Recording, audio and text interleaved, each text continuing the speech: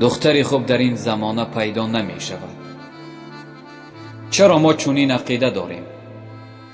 دختری ناخوب و یا به اصطلاح مشهور فاحشه از مادر تولد نمی شود.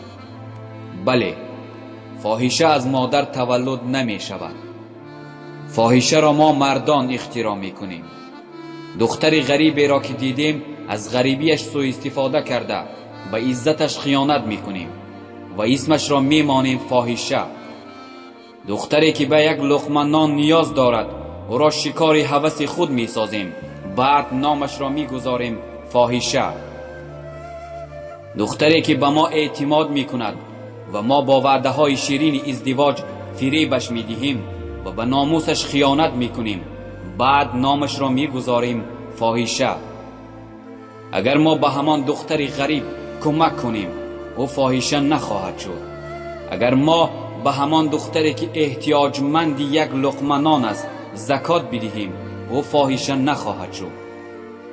اگر ما به همان دختری که به ما اعتماد می کند خیانت نکنیم و همراهش نکاح کنیم او فاحشه نخواهد شد. اگر ما خواهر و مادر، همسر و دختر خود را همیشه مد نظر داشته باشیم هیچ دختر فاحشه نخواهد شد. و خیلی اگرهای دیگر. اصلا فاحشه کیست؟ فاحشه بودن مخصوص زنان نیست. تنها به فاحشگی زنانی که هر شب تن خود را به یک نفر میبخشند باور نکردنی است. اصلا فاحشه کیست؟ فاحشه مردی است که عفت دختری را به جرم سادگیش داغدار می کند. فاحشه مردی است که سالها عمر خود را با زنان بیگانه می گذراند. فاحشگی زن و مرد نمی شناسد.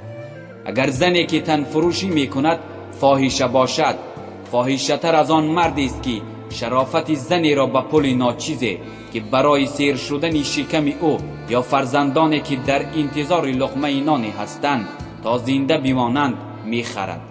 فاحشه یعنی کسی است که شرافت خود، انسانیت خود و انصاف و مردانگی خود را برای لحظه از لذت اخراج می کند. روز جمعی از مردان نشسته بودند. یکی گفت بیشتری فاحشه ها زنهایند. دیگری گفت از زنها دیده مردها بسیارند. اما کسی این سخن شخص دوم را طرفدار نبود. آن مرد سوال کرد آیا شما غیر همسر خود با زنی بیگانه رابطه نداشتید؟ مردها اقرار شدند که رابطه داشتند.